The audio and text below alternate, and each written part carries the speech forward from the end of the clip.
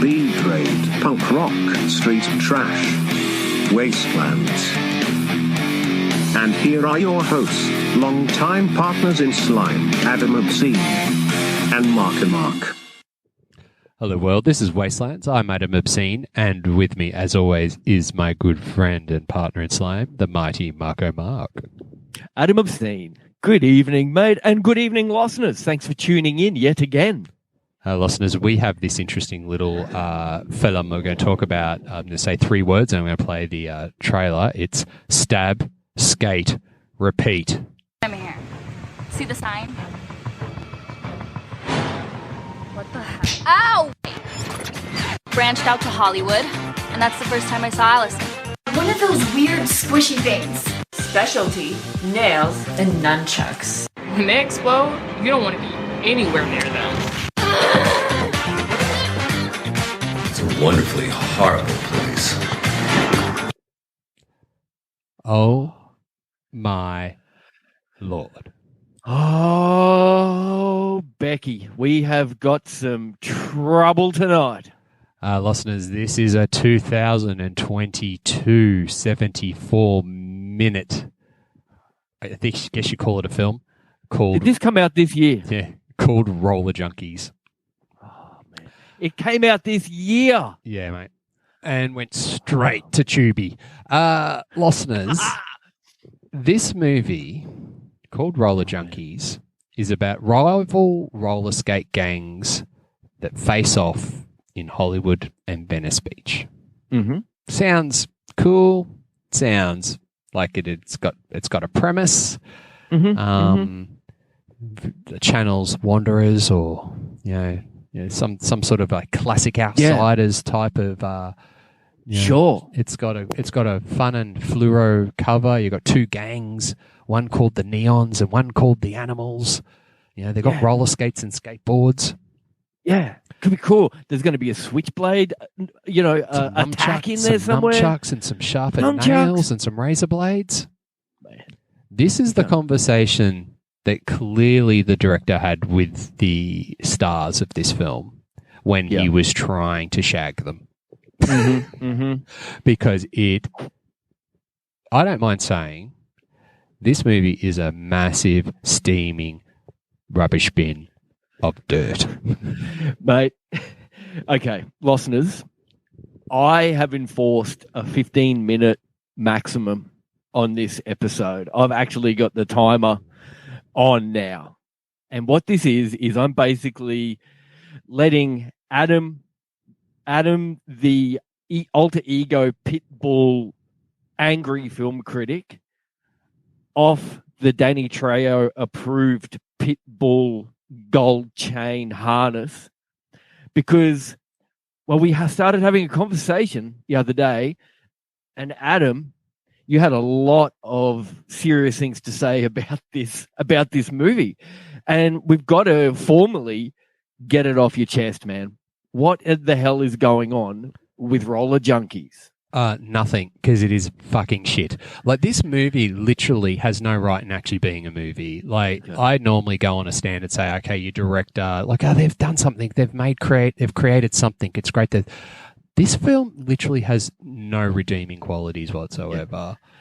And this is what you look for. This is what weirded me out, Adam, is the things that have made you so angry about this movie are normally the things that you look for and take pleasure from, like movies, bad production and weaknesses and all the flops and gags and foibles that make up B-grade and below movies.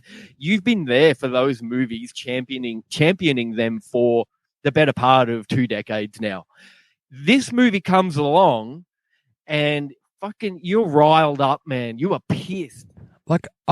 There is enough bad movies out there in the world to know what to do to make, to just at least put the basic components together to make a film watchable.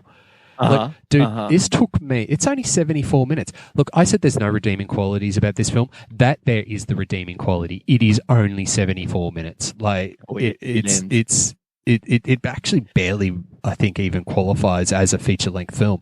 But like, if you took out, this is one of the things. I will give a chuckle for a repeat shot. Use the footage and action footage, use the stock footage in a film. What I can't cop is the same shot of a female gang member sharpening her nails while selling 3D glasses at Venice Beach like 10 times. The same shot. Like, literally, dude, this movie is so padded with repeat stock footage that if you took them out, it wouldn't even be an episode length of Full House. Like, it's like, it is so like inept in its actual. It took me 4 times watching this, and I still actually have no fucking idea what the movie's about, except for there's 2 rival gangs, and maybe some chick from the Midwest died, and there's a dude in it that maybe he's her dad that looks a bit like Jack Nicholson's character from Mars Attacks when he's playing the casino guy, and he's and her mum is like is like some plastic surgery disaster, and then there's a whole heap and it's weird because there's a narrative that runs through it, but then it's all direct to camera, people explaining shit. So the script is so inept that they actually require the actors in it to explain what's going on.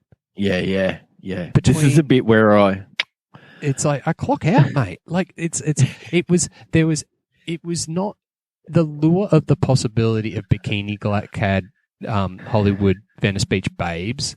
Sure. Was I won't lie, will be one of those, cover fodder things that you'll go for. So I'll give this a crack. It doesn't even deliver on that. Like, no. I feel sorry for the people in this film, but I'm not angry with this film, Mark. I'm just disappointed. Which nobody wants to hear. Nobody wants to hear that.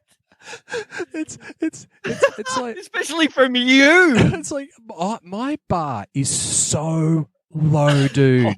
Like, literally, this is the first time that I've come across a film where I've just gone, look, this is clearly not been made to be good. No, but at least try not to be horrible. You were so angry about this the other day. I had a feeling that this movie was made like, the boss, a strip club's closed over during COVID, and the boss was to the girls like, we've got to do something to keep you guys. They used their JobKeeper. They used their JobKeeper money to make this movie.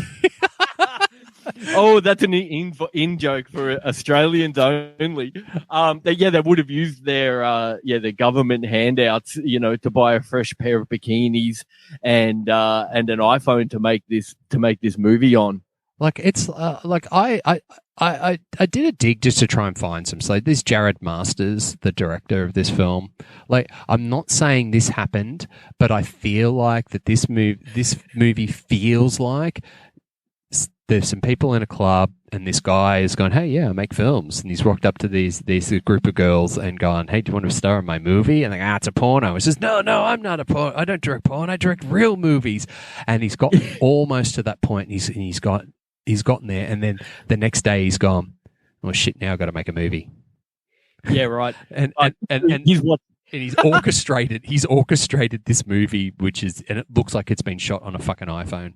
Yeah, he's quickly dusted off his old copy of Lingerie Kickboxer. Watched that a couple of times. All right, I got the hang of this. Let's go. He's fired up the old the IBM the computer, and he's seen if his Windows Movie Maker is still working, and and he's put this together. Like, he has done he's done movies, all of them probably as horrible. The Deadly Punkettes and Amethyst and Ballet of Blood, like, great titles. Like, I did say that it had no redeeming qualities.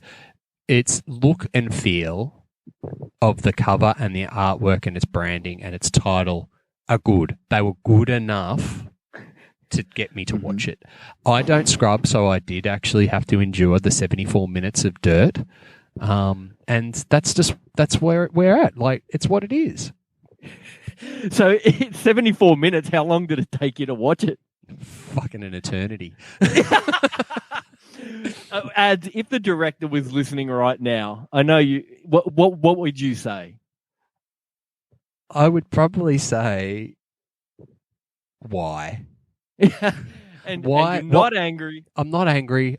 I'm just disappointed. Like, I really wanted to like this movie, and there was a couple of little smirks here and there, but it just didn't flow. It was too jarring. It didn't do it, dude. It didn't do it. It didn't do it. I would it like listeners to watch it. Sorry. I want listeners to watch it too, so we can start a support fucking group. Yeah, for sure. Watch it, listeners. Roller Junkies. Hit us up in the comments section, wherever you want to be, and let us know what you think. Like, there's some weird shit. Like, IMDb says that the draft of this, there was 9 drafts of this screenplay written. How? Why? What? The first one was written in Crown? I don't know. Like, they lost the first 8 copies. I don't know. It's like it's the 16th feature film of this director. If you've made 16 feature films, be it 74 minutes long, there should be some element of improvement. Like, it was actually filmed. It was filmed in July 2021, released in 2022. Like, look, mate, there's nothing. There's nothing. There's nothing. It's nothing. It really watch it, listeners. See if it makes you feel angry, disappointed, remorseful. Like, there is some humorous things in there, like watching one of the lead characters try to do nunchucks underneath the boardwalk. There's a boomerang with some razor blades sticky taped onto it. Yeah, that's right. There's this. Body count. The body count's 1, I think. Oh, that's disappointing. So that is disappointing. And it's because the hometown girl gets killed, I think, or something, because the whole thing is that alludes to that someone got killed. No one knows how she got killed.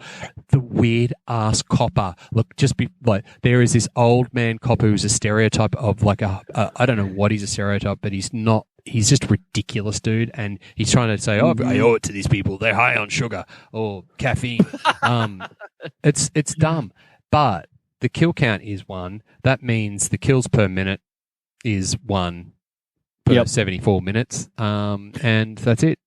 Body count. Adam, yeah. If listeners do watch this, or if they are outraged that you dare besmirch the good name of Roller Junkies, where could they reach out to us? Just go to Wastelands Radio Show at gmail.com and write me a thesis on why Roller Junkies is a masterful piece of cinematic history or a steaming bag of dog dirt. You can actually flick us a message through the DMs on our socials. That's Instagram, Facebook, or bloody TikTok, which is at Wastelands Radio Show. Wastelands RS on Twitter, or you can go to wastelands.com.au to hints, tips, and commemorate the moment that has been the day that my love of bad movies died. Oh my God, man! Look, I have gone a bit hard. But you know what? I'll probably revisit this in the future. Oh yeah. You'll be like, remember this movie from 2022? It's awesome. It's a classic now. And my final note on this, with 15 seconds to go, is that the biggest thing that probably was the problem with this film, if this film was made in the 80s, I probably would have loved it. Oh, that's true. And if Lloyd Kaufman had been somehow involved, there'd be a massive movie poster of it framed on your wall now. And if the head got crushed in a scene in it that by weird radioactive punks, we would have been there. But we'd be all over it.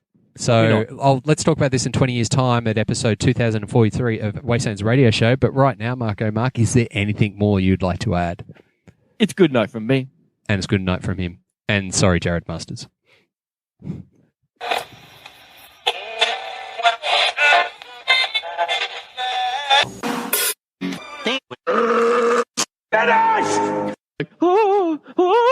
Like this. Give me the pearl, and your life may be spared.